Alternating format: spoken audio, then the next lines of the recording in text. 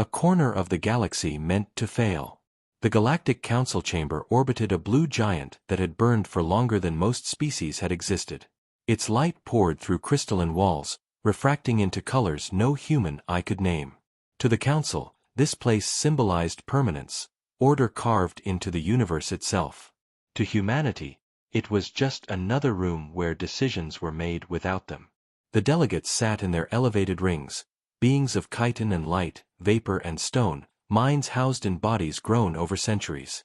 They had seen empires rise slowly and fall even slower. Time bent around them. Urgency was a foreign concept.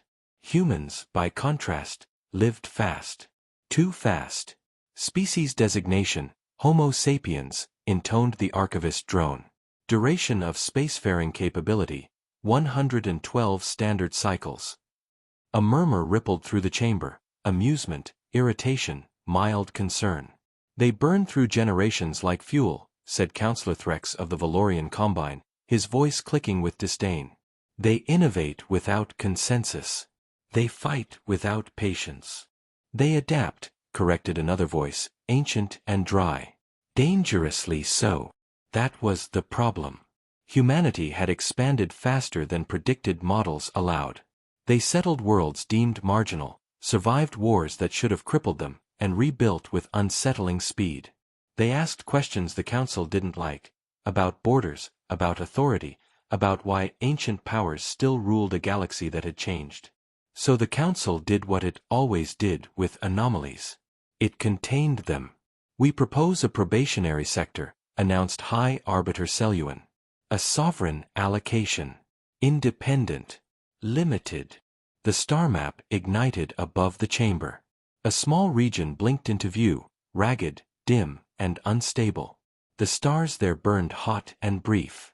Gravity wells twisted trade routes into nightmares. Radiation storms flayed unshielded hulls.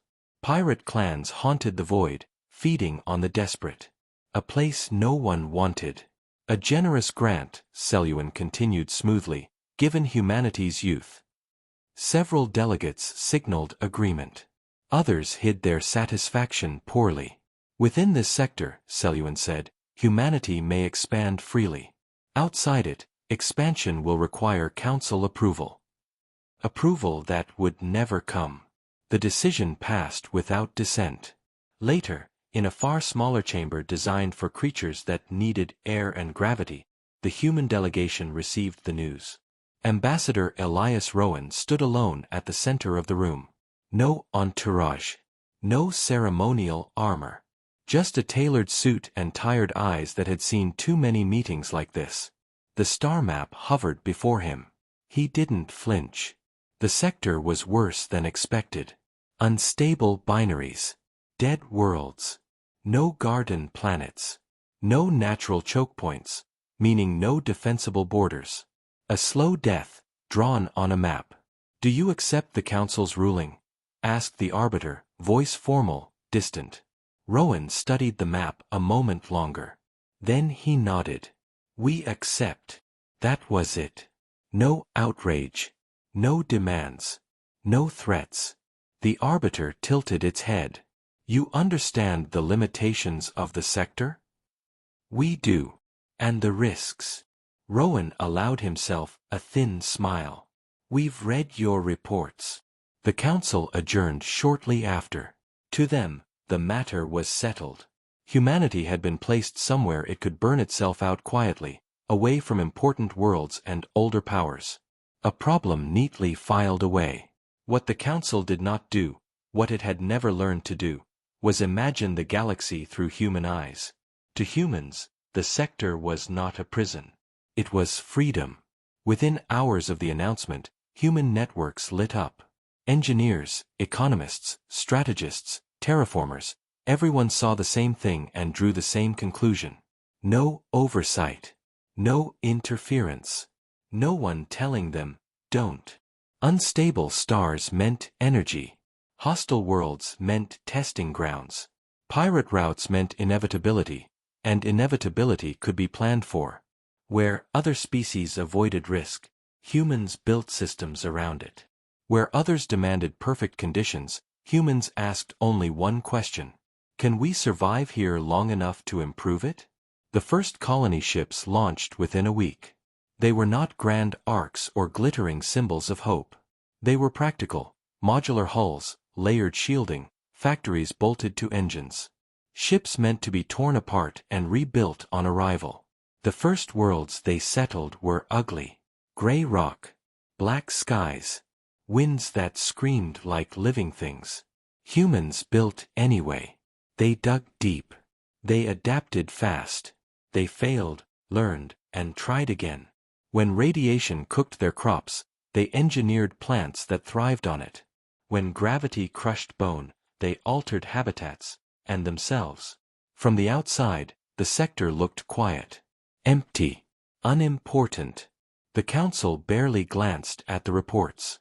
But inside that forgotten corner of space, something was taking root. Not an empire. Not yet. Just a species doing what it had always done best when cornered by a hostile universe. Learning how to endure. And endurance, humanity would soon remind the galaxy, was only the first step. What the galaxy didn't see. The first decade passed without incident. That, more than anything else, reassured the Galactic Council. Human activity reports from the assigned sector were sparse and unremarkable. Population stabilization, infrastructure development, minimal outbound trade. No diplomatic requests.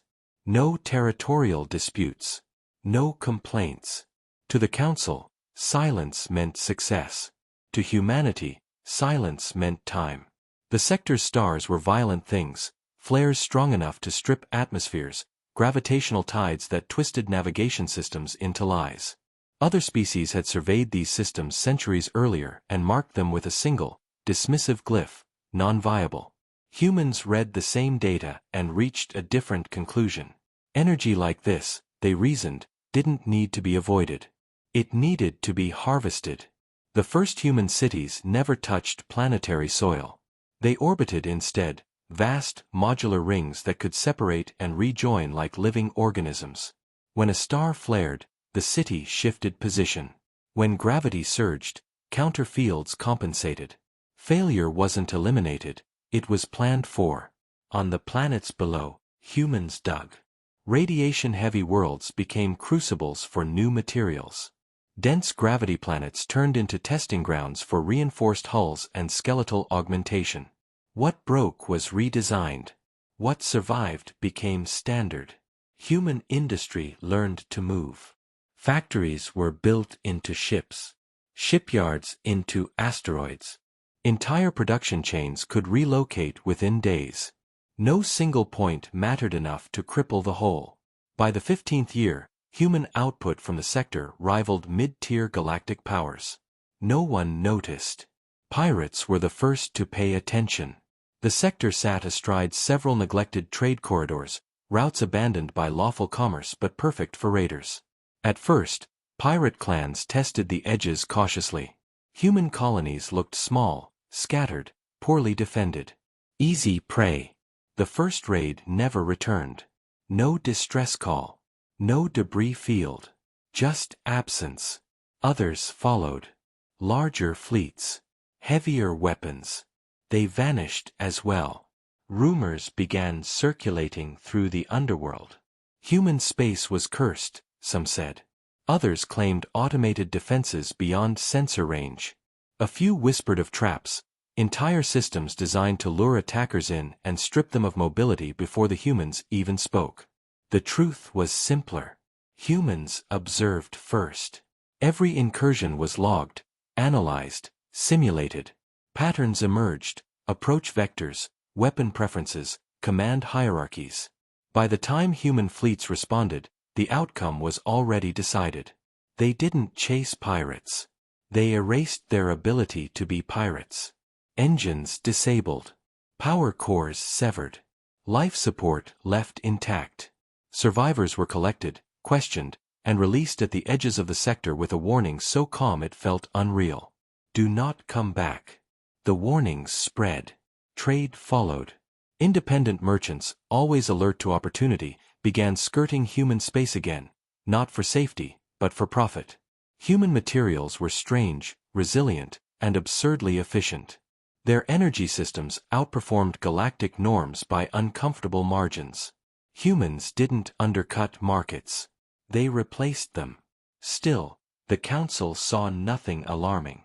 Human trade stayed internal. Expansion remained within the assigned boundaries. Militarization reports were inconclusive, no grand fleets, no fortress worlds. Just movement. Always movement. What the galaxy failed to see was how humans thought about borders. Other species built defenses at edges. Humans fortified depth.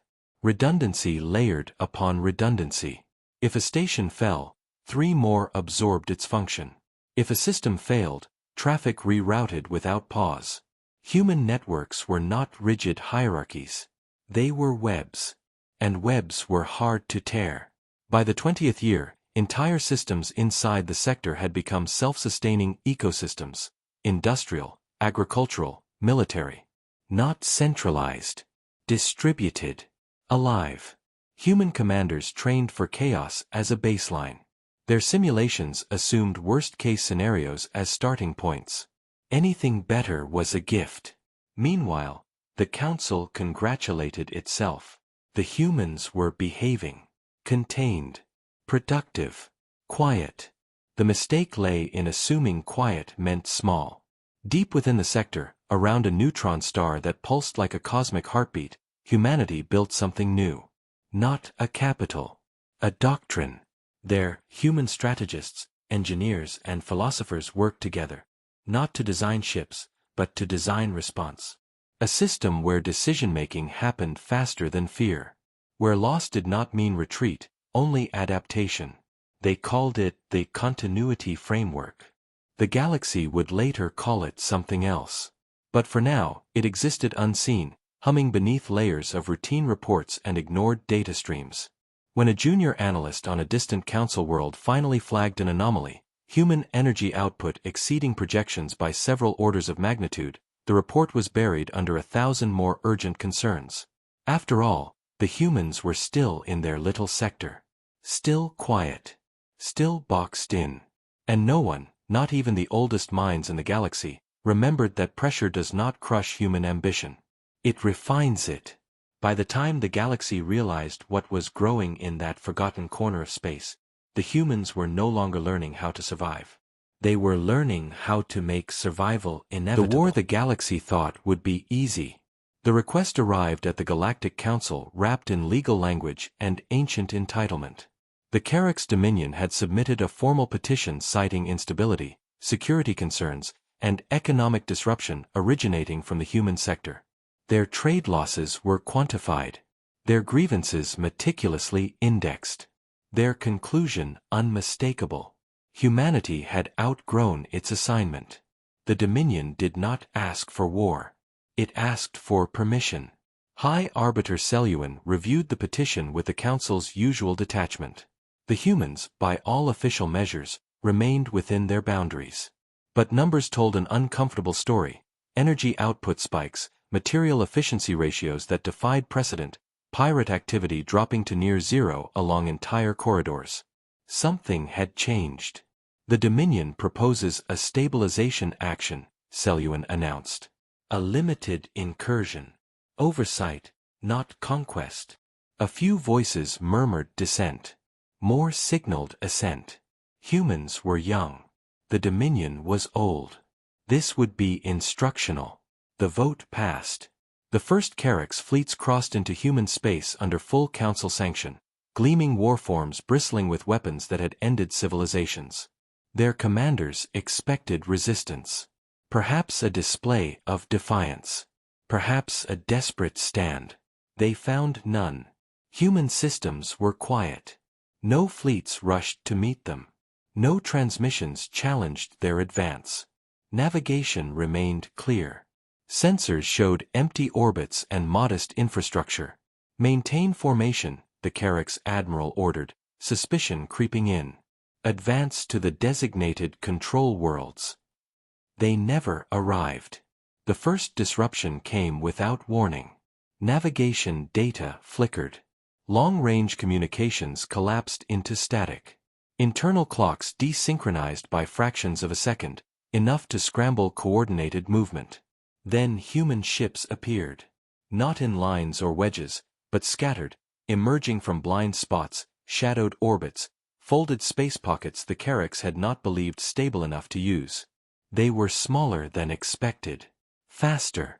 Unmarked except for simple geometric insignia. The humans did not speak. They moved. In less than 3 minutes, the Dominion's forward command ships lost power.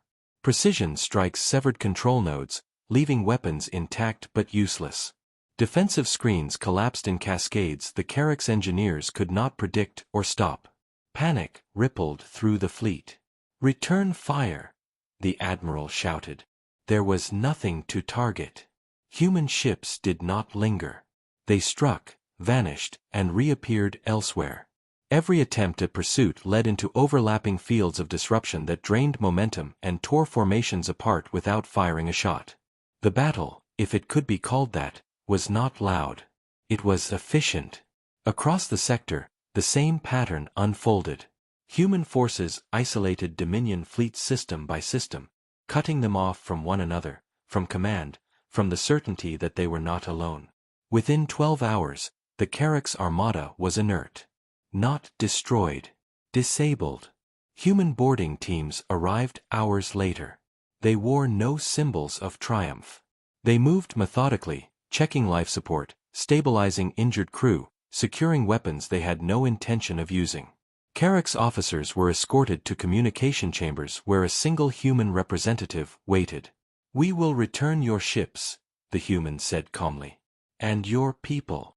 The admiral stared, disbelief flickering across his hardened features. "This is mercy. This is restraint," the human replied. "You crossed our borders under legal cover. We responded within acceptable parameters." "You could have annihilated us," the admiral said. "Yes." The human let the word settle. "You chose not to." "Yes." The war ended on the 4th day. Not with a treaty. With a message broadcast to the Galactic Council from the heart of the human sector. The ambassador stood alone before the cameras, the same quiet presence that had once accepted a doomed assignment without complaint. "We acknowledge the Council's authority," he said evenly, "and its concern for stability." The chamber listened in tense silence. "However," the ambassador continued, "any future incursion into our territory will be interpreted as an existential threat." No raised voice. No anger. Just clarity. "We do not escalate," he said. "We conclude." Behind the words lay something the Council could finally see. Maps rewritten by control, fleets repositioned without announcement, infrastructure that could pivot from commerce to combat without pause.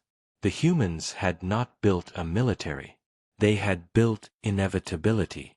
The Council adjourned in stunned quiet. The Carrack's Dominion withdrew in humiliation, their returned fleets a reminder that power no longer lay solely with age or tradition. And across the galaxy, observers began to understand the truth too late. The humans had not survived their small sector by accident. They had been preparing. Not for war. But for the moment the galaxy would force them to prove they no longer needed permission to exist. From sector to empire. The galaxy did not change overnight. It adjusted, slowly, reluctantly, to the fact that humanity had crossed an invisible line and not been pushed back. After the Carrack's withdrawal, traffic around the human sector increased instead of diminishing. Merchant vessels lingered at its edges, testing routes that had once been feared. Refugee convoys from border wars asked, carefully, for transit permission. Independent systems sent envoys with gifts instead of demands. Humans answered them all with the same response. Enter peacefully. Follow the rules. Contribute, and be protected. The rules were strict, but they were clear. No slavery. No predatory trade. No wars of expansion launched from human space. Enforcement was immediate and impartial. Human patrols did not negotiate with violations, they resolved them. For smaller species long crushed between ancient powers, the choice was obvious. They moved. Human space began to change, not by conquest, but by invitation. New cities rose where alien cultures mixed instead of being erased. Trade hubs formed around human logistics frameworks that valued efficiency over favoritism. Laws were translated, standardized, and enforced by systems that did not care who you were, only what you did. Stability followed. And stability attracted more. The Galactic Council watched its influence bleed away through census reports and trade ledgers. Entire client systems quietly shifted their economic alignment toward human infrastructure. Shipping lanes realigned. Manufacturing standards updated themselves to match human designs because anything else was simply less efficient. Humanity did not declare an empire. It behaved like one. They never demanded allegiance. They offered reliability. Where other powers extracted tribute, humans invested. Where ancient empires ruled through distance and decree, humans embedded themselves, advisors, engineers, peacekeepers who stayed long after the cameras left. When conflict flared between client species, human mediators arrived before fleets. When that failed, human fleets arrived with the same calm precision the galaxy had learned to fear. The phrase spread quietly at first. If humans are watching, things don't get worse. They get resolved. Decades passed. The small sector expanded, not as a border on a map, but as a network. Human influence threaded through half the galaxy's trade, energy, and communication infrastructure. Choke points once guarded by ancient armadas now relied on human logistics to function at all. The Council convened an emergency session. For the first time in its history, the chamber felt small. Humanity was invited, not summoned. Ambassador Rowan returned to the same chamber orbiting the blue giant. The crystalline walls still gleamed. The Council still sat in its elevated rings. But the weight in the room had shifted. "You have exceeded your mandate," High Arbiter Seleuan said, though the words lacked conviction. "Your influence extends far beyond the sector assigned to you." Rowan nodded. "Influence isn't expansion." "You command fleets," another counselor accused. "You dictate trade standards. You arbitrate disputes between sovereign species." "We were asked to," Rowan replied. Repeatedly. Silence followed. The Council's power had always rested on distance, on being the final authority because no one else could coordinate faster. Humanity had erased that advantage without ever announcing the intent to do so. "You were given a place to exist," Seleuan said carefully. "Not to rule." Rowan met the Arbiter's gaze. "We were given a place to survive." He gestured, and a projection filled the chamber, not of fleets or weapons, but of migration flows, trade volumes, conflict reduction metrics. "Everything you see here," Rowan said, "happened because others chose to align with us." "Because they fear you," someone hissed. Rowan shook his head. "Fear doesn't build this. Understanding does. We do not claim the galaxy," he continued. "But we will not abandon those who rely on us." "And if the Council objects?" Seleuan asked. Rowan's expression remained calm, almost gentle. "Then the Council must decide whether it exists to preserve its authority, or the galaxy's stability." The implication was clear. The Council adjourned without a ruling. It never issued one. In the centuries that followed, historians would argue about the moment the Galactic Empire truly began. Some pointed to the Charax War, others to the trade realignments, or the first non-human systems governed under human law. Humanity chose a simpler answer. It began the day they were handed a broken corner of the galaxy and told to make do. They did more than survive. They built something others wanted to belong to. And when the stars finally spoke humanity's name with respect instead of caution, the humans did not correct them. They had never set out to conquer the galaxy. They had only learned, in a universe that offered no mercy, how to become impossible to ignore.